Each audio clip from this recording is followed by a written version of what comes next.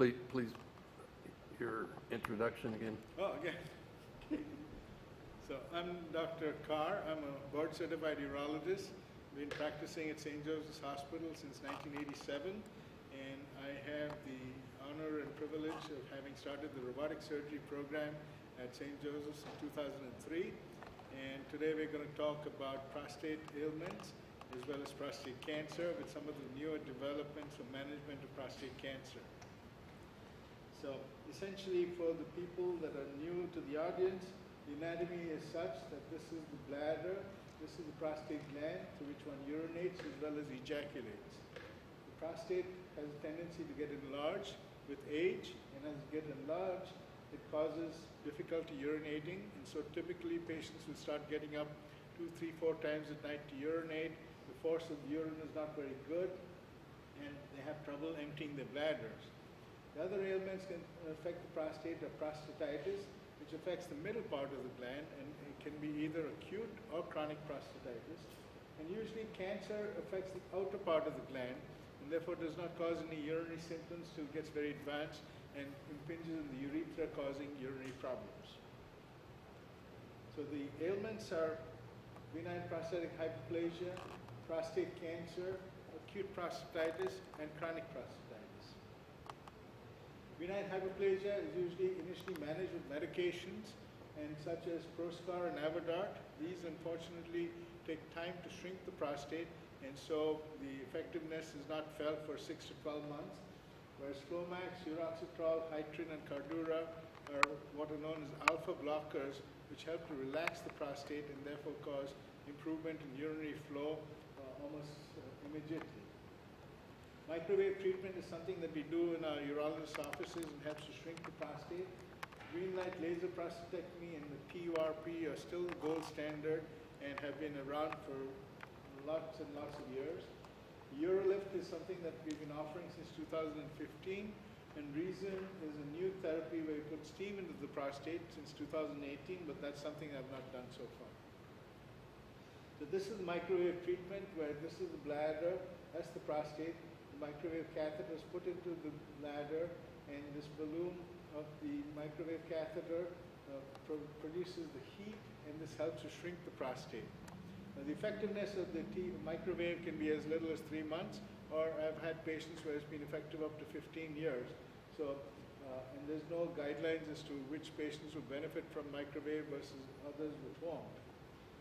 So, this is the other new procedure that has been around since 2015. And this is where we put plugs into the prostate to open up the prostate to help to improve the urination. And I have about 4 years of experience in this and have done about 200 cases. And patients do reasonably well. It's not as effective as the TURP, but it is done in the doctor's office, and the risk of complications is less compared to the prostatectomy. Now, coming to the prostate cancer, which is the topic of tonight. Prostate cancer is now the most common type of cancer in men, and 1 in 6 men are going to get prostate cancer. It is also the second most cause of death in men, and succeeded only by lung cancer. So it's the most common cause of cancer and seen in 1 in 6 men. And the diagnosis depends on several things. One is the PSA blood test, which is usually done by a primary care physician, and usually the range of PSA is anywhere between 0 and 4, but if it's elevated above 4, usually the primary care physician will send them to see the urologist.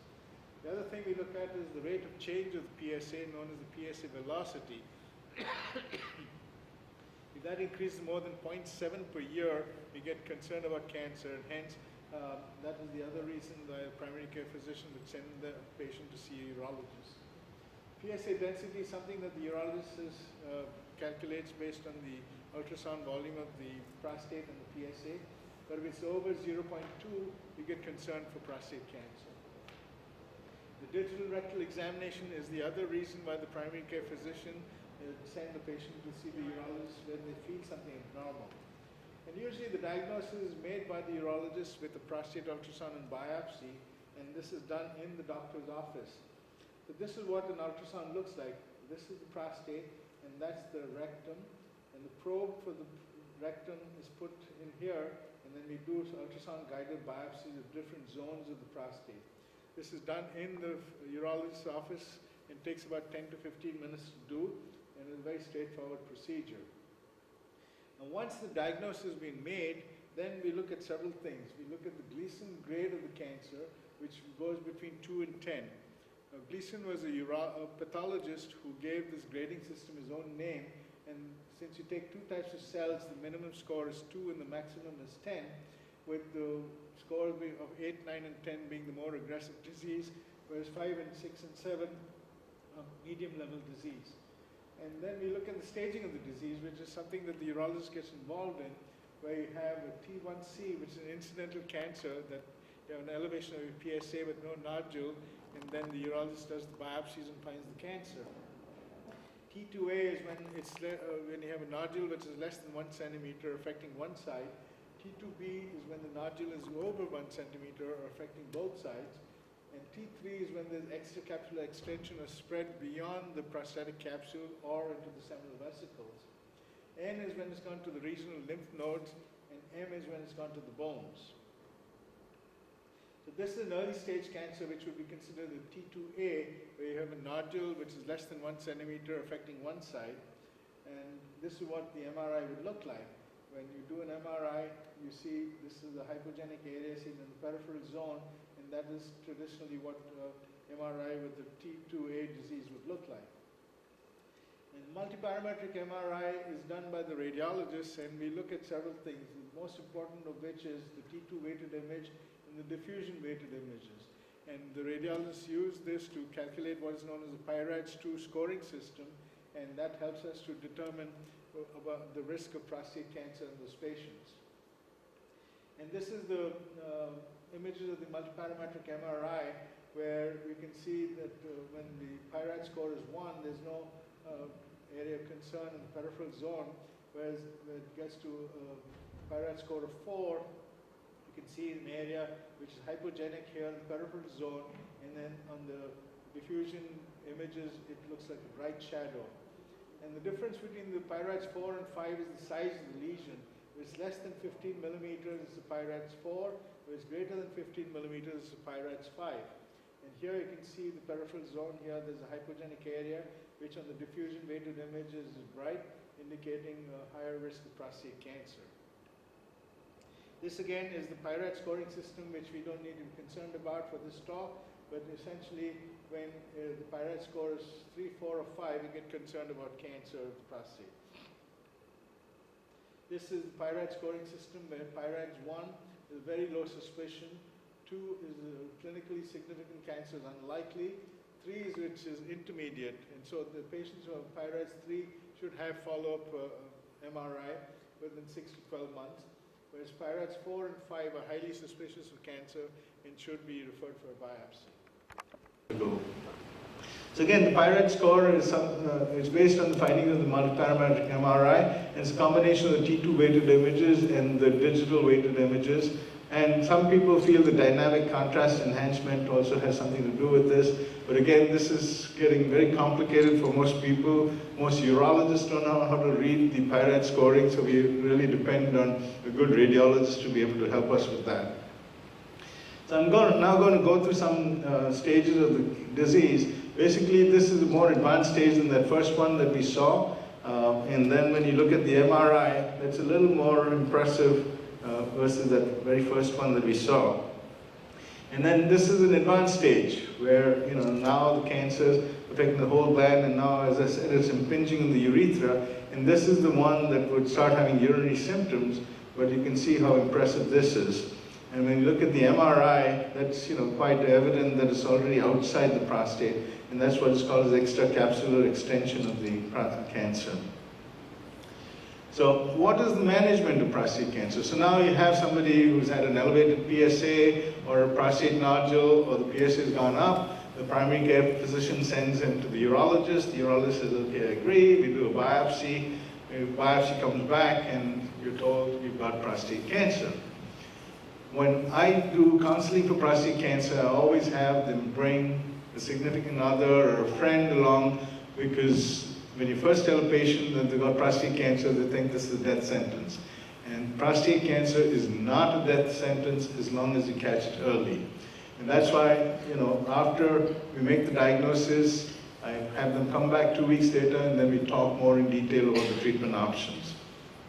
And usually the treatment is advocated or indicated for anybody who has at least a 10-year life expectancy. So if you have a 90-year-old with prostate cancer, very often we don't even treat them. But on the other hand, I've had a 38-year-old with prostate cancer, who's the youngest person I've ever done with prostate cancer. So there's a huge, age range during which you can have prostate cancer. What are your options? One is watchful waiting or active surveillance. And basically what this is, you repeat the PSA every 6 months, and you do follow biopsies to see if one is the grade of the cancer getting worse or the number of biopsies that are involved getting worse. And that is something that we choose for certain patients. If somebody is 75 or 80 years old and has had 2 previous heart stents, then active surveillance is not a bad option to go with, providing it's Gleason 7 or less. When it's a more aggressive cancer like Gleason 8, 9, or 10, then we still have to talk about treatment options. What are the other options? Treatment include external beam radiation, which is IMRT, which is image modulated radiation therapy.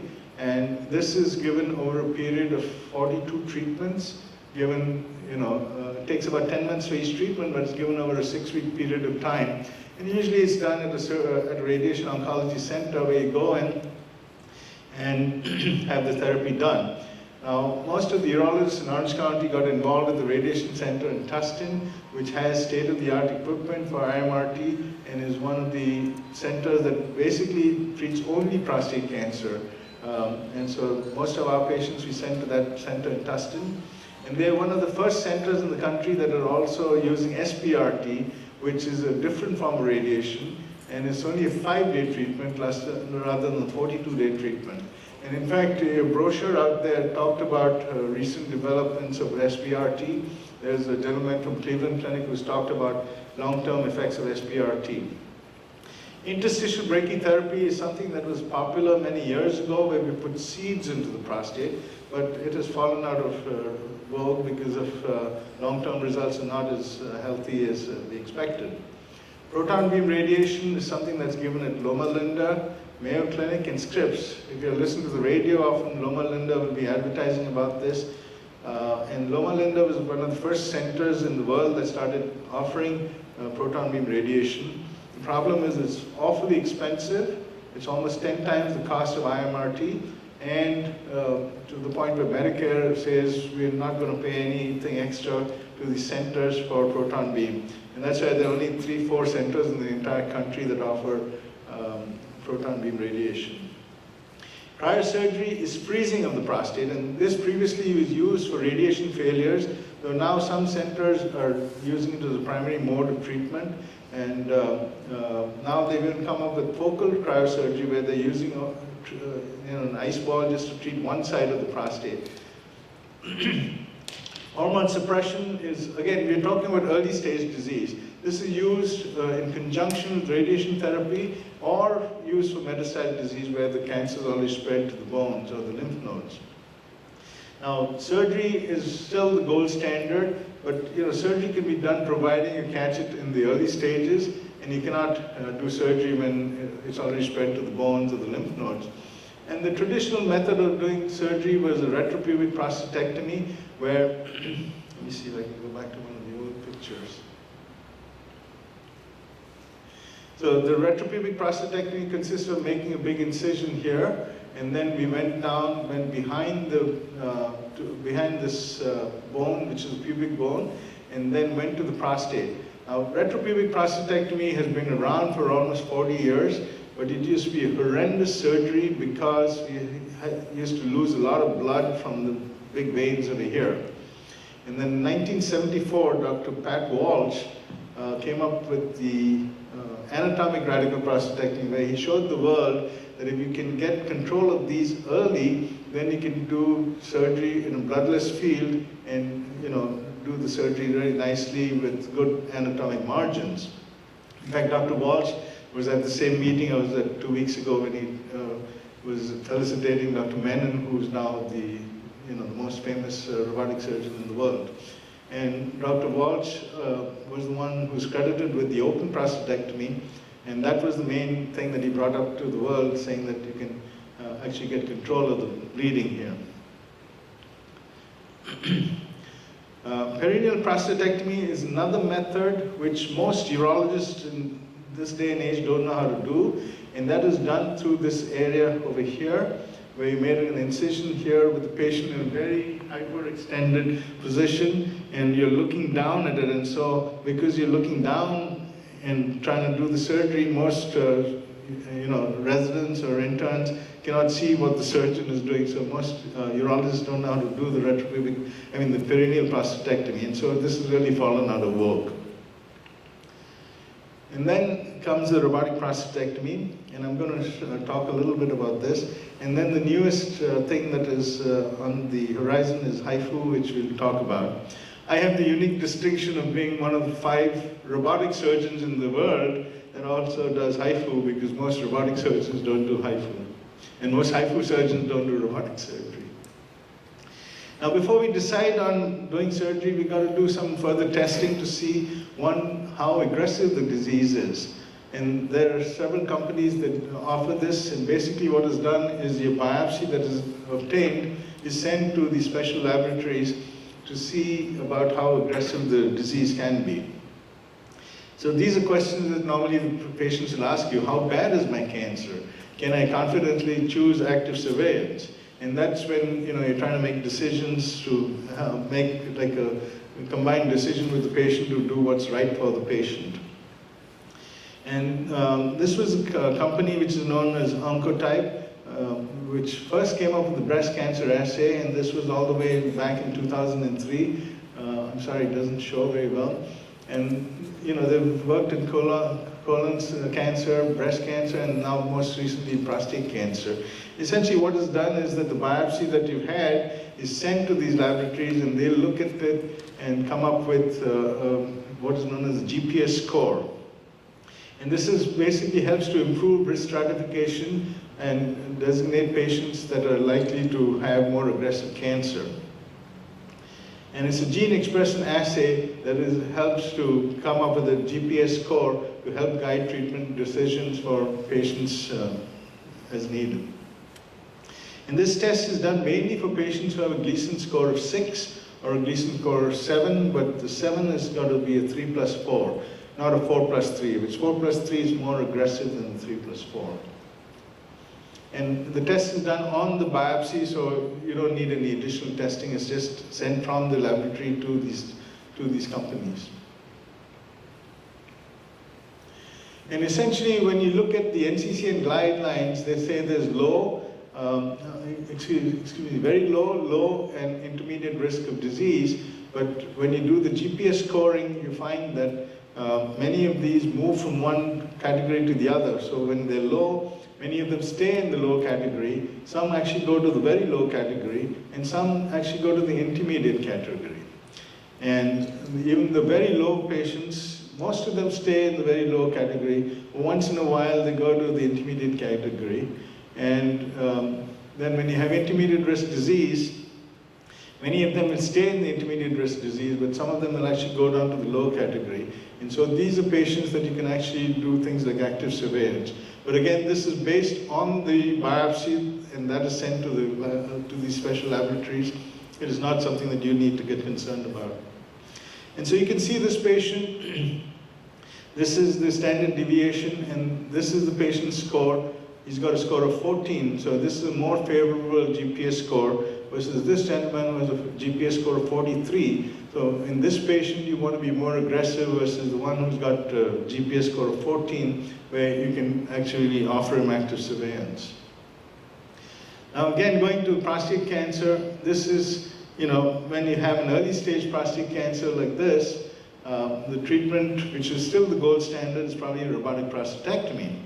And for people who have not seen the robot, this is the way it is. The patient lies on the table here, and the robotic arms are put into the abdomen, and there are tiny 8mm ports that are put in.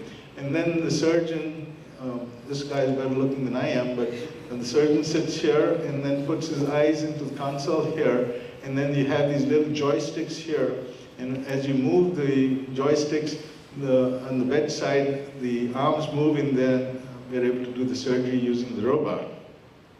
And the main advantage of robotic surgery it's minimally invasive surgery.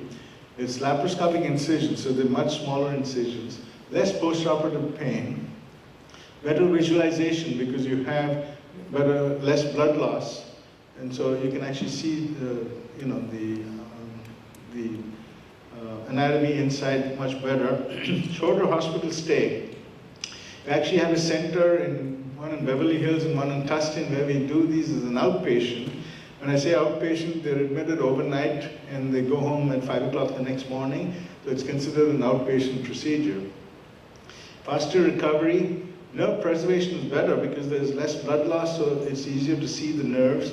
And since recovery is faster, we talk of early penile rehabilitation because patients are not in a lot of pain. The amount of pain medicine that they take is minimal. Now, when I started the program at St. Joe's, this was in 2003, and I was the laughing stock of all my colleagues. They all wanted me to fail. But I kept on with the program, and the one thing that kept me going is even though the surgery used to take me 6 to 7 hours to do it because it was a huge learning curve, the next day the patient looked better than me. I was exhausted, but the patient said, "Hey doc, I'm ready to go home."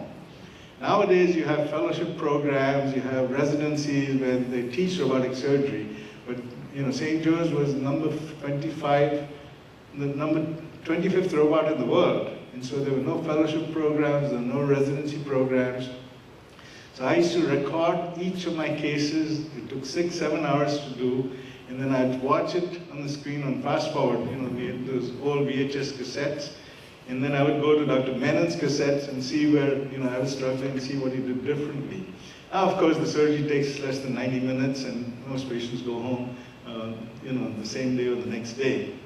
But the learning curve when I first started the program was pretty intense. I just turned 50 when I started doing these cases, and I kept telling myself, am I doing something right?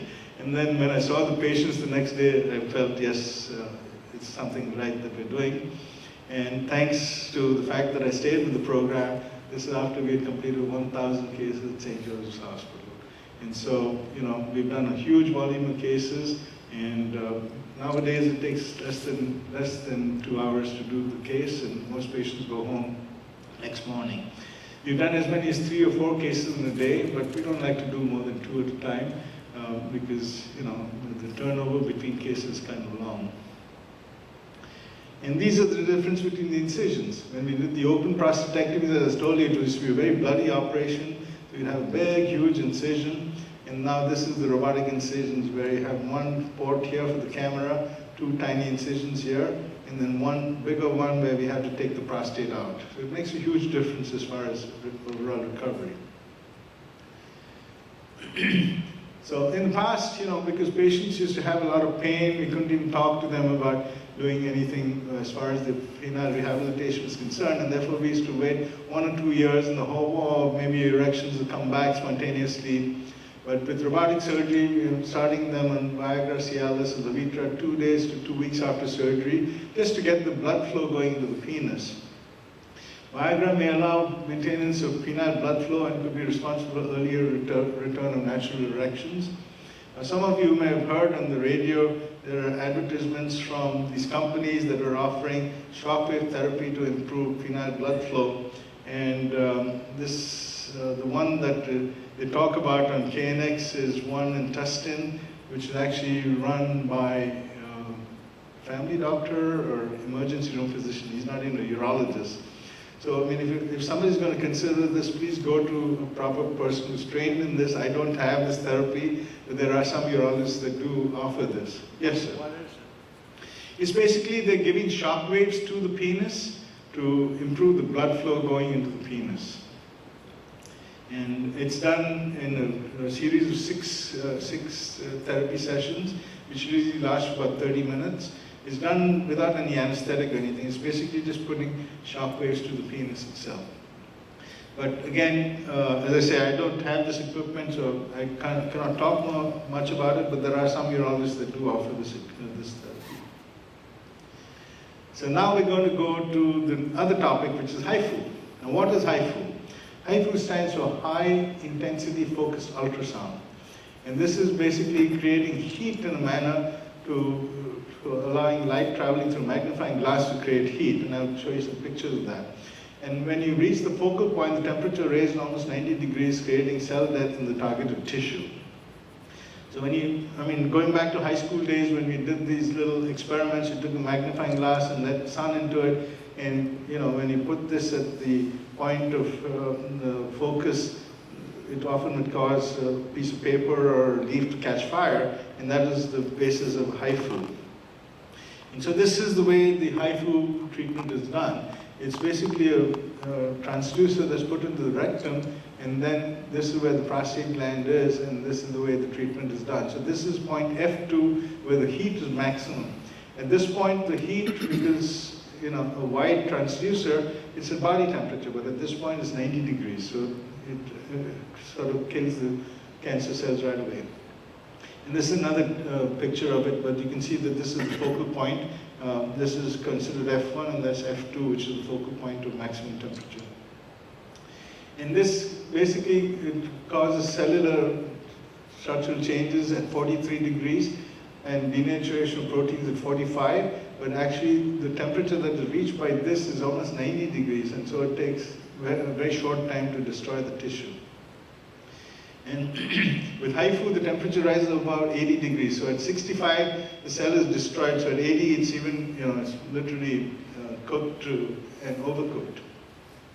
And the rate of temperature is very high, and that causes coagulative necrosis, and therefore it can be done in patients on blood thinners, and because basically bloodless surgery. And this is what the biopsy looks like. After 48 hours, it looks very swollen and red, but 3 months later, it just looks like atrophied tissue with no cancer cells left in there. Now, there are some restrictions to HIFU. HIFU cannot be done when somebody has got a 100-gram prostate. The ideal size should be less than 40 grams, and this AP diameter should be less than 3.7 centimeters. So if somebody is having a biopsy from a urologist, always make sure that they do some dimensions of the prostate, because if one is considering HIFU, having these dimensions makes a big difference. Very often when I'm referred patients from other urologists to consider HIFU, and we don't have this information available, then I've got to repeat the ultrasound in the office just to get the measurements to make sure that the patient is going to be a candidate for HIFU. And this is what the HIFU pictures look like. This is the rectum, where you have the probe in there, and this is the outline of the prostate, and that is the zone of treatment. And in Japan, there's a urologist who came up with this name called popcorning. And this is grade 2 popcorning, and this is grade 3 popcorning. This is the level of popcorning you want to see. This is a little too much, and so when you see this, we actually stop the machine for a few seconds to allow the heat to dissipate and then restart the treatment. And the purpose of that is because when you have a heat bubble like that, two things can happen. One, the heat cannot get transmitted beyond this area of the bubble, and two, more importantly, it can cause the heat to get dissipated back to the rectum and cause a rectal injury. And so when you see this grade 3 popcorning, you immediately stop the machine and let things cool down and then continue the treatment. The ideal patient, as I said, should be less than 40 cc's and an AP height of 3.7 centimeters. And we want to make sure there are not many calcifications, because again, the calcifications can prevent the heat from going into the prostate and also cause reflection of the heat. Problem is, it can have a lot of contraindications. Patients who had previous rectal surgery, patients with inflammatory bowel disease, or patients with anal stenosis or severe scarring. Talking to my own friend in London, he would have been an ideal candidate for HIFU. The problem is he's had rectal surgery 14 years ago, and he also had radiation, so his entire pelvis is scarred up. I actually had him see one of the HIFU doctors in London, but they felt that they could not get the probe into his rectum to treat him. So what are the types of HIFU? Whole gland HIFU, this is usually done for cancer which affects both sides of the prostate. Hemiablation, where only one side is treated. And the benefit of heavy ablation is, one, the risk of sexual dysfunction is much lower because you're treating only one side. Number two, the risk of urinary incontinence and leakage is much lower. And number three, it allows the patient to continue to ejaculate. My own attorney, about 10 years ago, told me, Dr. Carr, you did my robotic prostatectomy almost 17 years ago. I guess he said it to me about 5 years ago. It had been about 12 years since I'd done it. And he said, I do get erections, but it's not pleasurable because I don't ejaculate. But on the other hand, when you do a hemiablation of the prostate, patients can continue to ejaculate. So that is one benefit of hemiablation. A focal ablation is usually done in conjunction with the MRI ultrasound fusion. And I've never personally done one of these. This is more popular in Europe, where it's more socialized medicine, where the system is paying for the treatment, and so they do focal HIFU. Unless the cancer comes back, they can always repeat the HIFU. Whereas here, HIFU is still not covered by most insurance companies, and so there's a cost factor.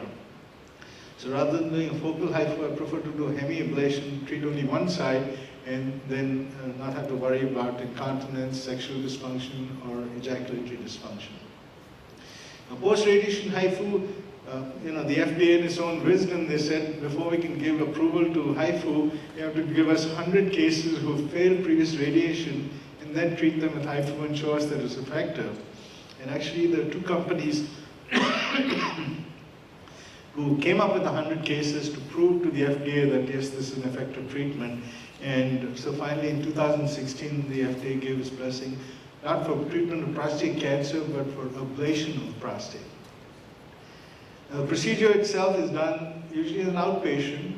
General anesthesia takes about 3 to 4 hours. Patients go home the same day. Patients follow up in the office in 1 or 2 weeks, and there's no risk of bleeding, and so it can be done on patients on blood thinners. Outpatient procedure, lower incidence of urinary incontinence compared to surgery, lower incidence of erectile dysfunction compared to surgery or radiation, and can be repeated if necessary. Say, I have had a patient that I did his HIFU 2 years ago on one side, a hemiablation, and then on follow-up, when we repeated his biopsies, the side that we treated had no cancer, but the other side had cancer. And so we treated the other side this time. And does not prevent future surgery or radiation if necessary. So this is something that can, if HIFU fails, you can always do radiation or surgery down the road. Yes, sir. What is the incidence of urinary incontinence for surgery, and what is the incidence for HIFU? Okay, the quoted incidence for urinary incontinence for surgery, in my hands, being an experienced surgeon, is anywhere between 2 and 5%. Doesn't sound like a lot, but if you're one of those 2 to 5%, you're miserable. And so that's why when we make these decisions, you've got to, really put the cards on the table and lay it out to patients and explain to them, what their lifestyle could be before and after surgery. 95 to 98% of the time it makes no difference. They have good continence. But if you're one of those 2 to 5%, then it could be a problem. Now, recently I did a hemiablation HIFU on a gentleman who's only 54. But his work consists of lifting heavy stuff at work 24/7. I mean, he's always lifting stuff, and he's like a foreman of a company. He said, I cannot afford to be wet. And so in his case, luckily the cancer was only one side, so we did a hemiablation. He's absolutely okay. He went home after the procedure. Catheter came out 3 days later, and he actually came from Riverside to have it done. What is the incidence of incontinence to HIFU? With HIFU, there's no reason to get incontinence. There's no reason, because they're not going near the sphincter at all. Yes. Yes, thank you. Now you do both robotic and HIFU.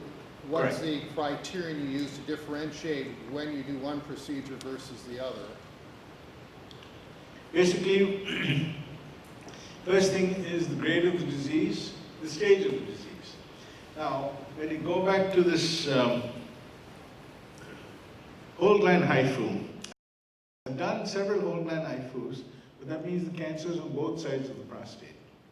If, on the other hand, the the patient has cancer only in one side of the prostate. You do a multiparametric MRI, there's nothing on the other side. Then why take out the whole gland? In fact, Dr. Menon, over the years, I've gotten to know him quite well, so we had like a text message, tete-a-tete, about how to maintain ejaculatory function in a patient who's having a robotic prostatectomy. And he knows I'm a robotic surgeon. I said, do HIFU.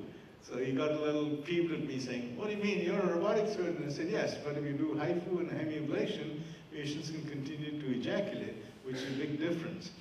Now, I talked about the Menon precision prostatectomy. Let me go back to one of the pictures. I don't have a picture of what he does, but essentially the precision prostatectomy that he's come up with, and he's done only about 47, 48 cases so far over the last 2 years. Essentially, if you look at the anatomy and you have cancer only on one side, with HIFU you can treat only one side. Whereas with the prostatectomy, it's all or none. You've got to take out the entire prostate or you cannot take out part of it. So what he's come up with is a methodology where if the cancer is on, say, on one side, he leaves part of the prostate behind on the other side and carves it out like that, and then removes this side and brings the bladder down and anastomosis it here. And he's got very short-term results, so we don't have long-term data on it, but that's known as the Menon precision prostatectomy. Yes, sir? Is the ultimate goal someday just to go in and cut out the cancer and leave all the rest of the prostate? No, that's not possible to do, because remember, the cancer is the outer part of the gland and it's the posterior part of the gland. So you cannot really access that area without taking the entire prostate out. And secondly, prostate cancer is often a multifocal disease. And so you may have a nodule here, but then you can also have additional cancer here. And that's why we look at the multiparametric MRI to make sure there's nothing significant of any concern before we do, say, hemiablations or even the Menon precision prostatectomy.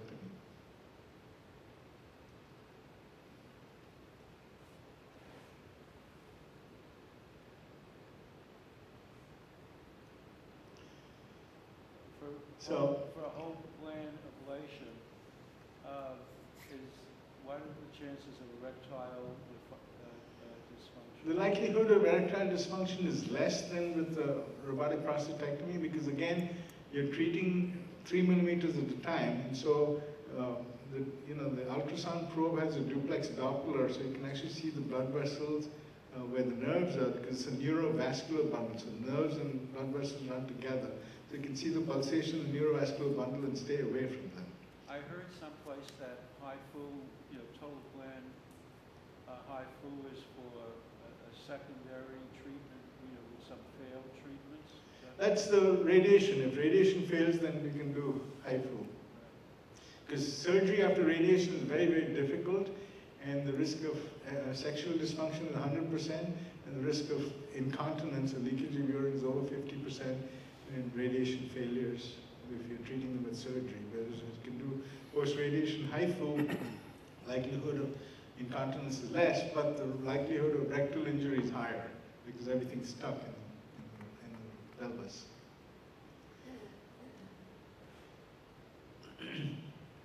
So basically, this is one of my patients which had, this is his MRI before a hemiablation. You can see it's quite an significant lesion there. And then this is 6 months after we do the HIFU. You can see that area is all gone. In fact, when I first started offering HIFU in the US about 5 years ago, the radiologist at St. Joe's, they didn't know what HIFU was. He actually called me, what did you do to half this person's gland? I don't see any prostate there. So then I had to explain to them what HIFU was. Now, HIFU has been available for many years, but we had to go to the Bahamas or to Mexico to do the procedures. It's only since 2016 that we got FDA approval to do it in the US.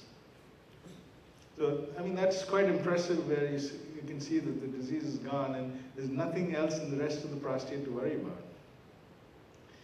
So European studies indicate good cancer control over 8 years of follow-up. I personally been offering it for 6 years, and 6 years of follow-up, I have only one patient who has persistent Gleason 6 on one side. The gentleman is now 84 years of age, and so he says, I'm just going to watch it. Over 70,000 cases have been now done all over the world, but in the US, only 44 physicians are trained to do HIFU in the US. As I said, not many urologists know how to do it. FDA approval was done in October 2016, and I had the honor of doing the first 2 cases in December, and these were actually the 4th or 5th cases in the entire country after FDA approval. And as of 2019,